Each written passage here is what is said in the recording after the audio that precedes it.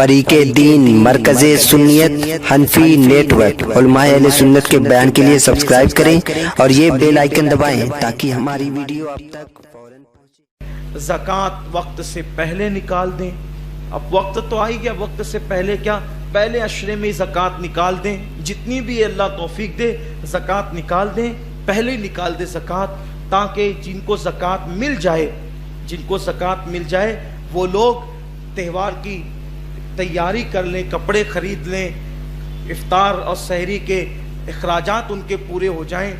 मैं यहाँ बस बात ख़त्म करते करते एक पैगाम छोटा सा देना चाहता हूँ कि मालेगांव में आजकल जो ज़कात देने की एक नुमाइशी सिस्टम ईजाद की गई है, मुझे उससे सख्त तकलीफ़ है और मैं चाहता हूँ कि लोग इस पर तवज्जो करें। आजकल जो ज़कात दे रहे हैं ये नाम निहाद सेठ लोग, इनके घर के आंगन में कतार लगती है और कतार लगाकर पहले ये टोकन देते हैं, टोकन, और फिर उसके बाद टोकन ले जाओ कतार लगा के, ताकि पूरे मोहल्ले में चर्चा हो कि फलां सेठ साहब ज़कात बांट रहे हैं। फिर वो टोकन लेकर के आओ, फिर 50-50 और 100 रुपये लेकर जाओ। ये कोई ज़कात भी?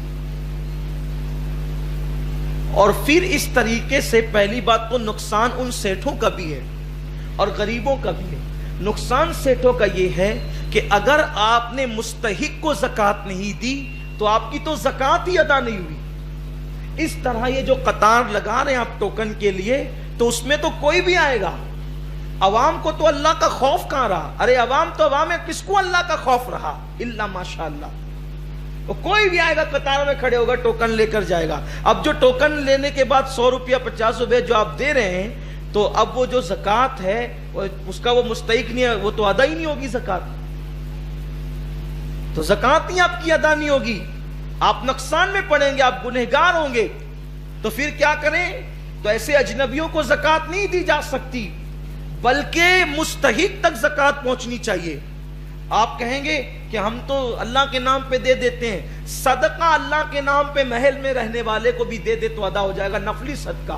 लेकिन ज़कात आपको ढूंढ कर देना होगा मुस्तहिक को। और ये 100-50 वाली ज़कात का सिस्टम नहीं, बल्कि ज़कात इस अंदाज से दीजिए कि आपकी ज़कात से एक बंदे का रमजान शरीफ का त्योहार तो दुरुस्त हो जाए। और 50-100 रुपए में उसका होना क्या है?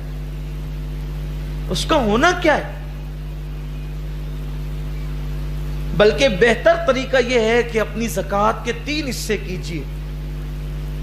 एक हिस्सा रिश्तेदारों में दीजिए, एक हिस्सा आम मोमिनीन को दीजिए, और एक हिस्सा मदरसों में जो दीनी तालीम के लिए चल रहे हैं वहां दिए जाएं, ताकि सब तक पहुंच सके। बल्कि रिश्तेदार अगर आपसे ज़कात लेने में शर्माते हो, आपके रिश्तेदार गरीब है और वो गैरत करते हो या शर्माते हो, तो इस्लाम ये कहता है कि उसको ये कह के भी आप ज़कात दे सकते हैं कि ये ले ईदी है, ये ले त्योहारी है, ये ले बच्चों का खर्च है, ताकि उसके इज्जत नफ्स को ठेस नहीं पहुंचे।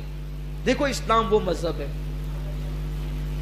तो इस अंदाज से ज़कात निकालिए, नुमाइश छोड़ दीजिए। जिसके लिए दे रहे हैं वो देख रहा है और वो नियतों को जानता है। ये कतार लगवा करके ज़कात देना इस्लाम में नहीं है। ये टोकन बांटना, 50-50 रुपए देना, ये सब ये छोड़िए इसको। और मेरी बात उन लोगों तक पहुंचाइए, अल्लाह ताला उन्हें भी तौफीक दे देने वालों को। और आपसे भी कहता हूं उन लोगों तक भी ये बात पहुंचाइए कि अगर आप ज़कात लेने के मुस्तहिक नहीं हैं तो ज़कात मत लीजिए।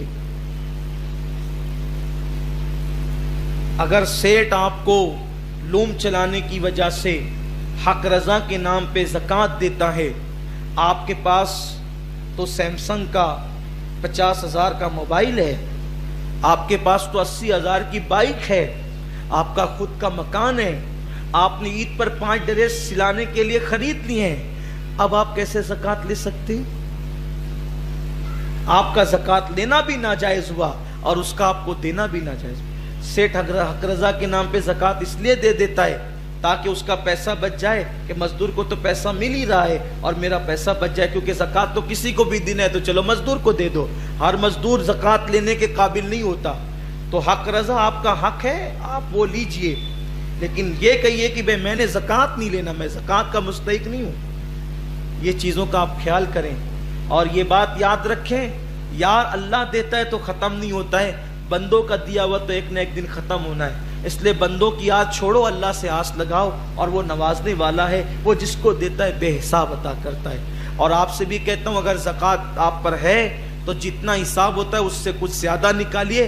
زیادہ نکالنے میں نقصان نہیں ہے، کم نکالنے میں نقصان ہے. اگر ایک پیسہ بھی آپ نے کم نکالا تو وہ ایک پیسہ کئی لاکھوں روپے کو لے کر کے چلا جائے گا اور ہلاک کر دے گا. اس لیے زکوٰۃ کی رقم آپ کے پاس، زکوٰۃ خور مت بنیے، زکوٰۃ خور مت بنیے. آپ کہیں گے زکوٰۃ خور کیسے ہو گئے؟ بھئی اگر 1 روپیہ آپ نے زکوٰۃ کا اپنے مال میں بچا لیا تو وہ 1 روپیہ آپ نے کھایا کہ نہیں کھایا؟ زکوٰۃ کا مال کھایا کہ نہیں کھایا؟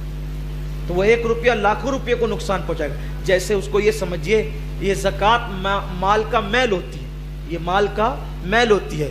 تو میلے چیز کو آپ صاف چیزوں میں رکھو گے تو بولو وہ اس کو میل لگائے گا کہ نہیں؟ یہ صرف سمجھانے کے لیے کرو، وہ میل لگائے گا کہ نہیں لگائے گا؟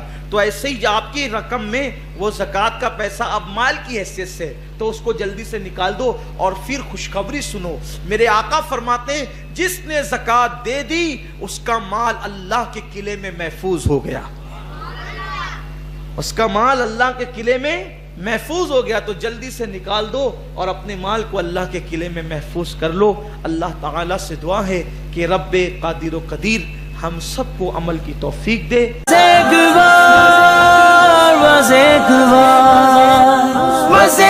بار چلے آؤ مصطفیٰ کی طرح، صرف ایک بار، صرف ایک بار، صرف ایک بار، صرف ایک بار دل سے مصطفیٰ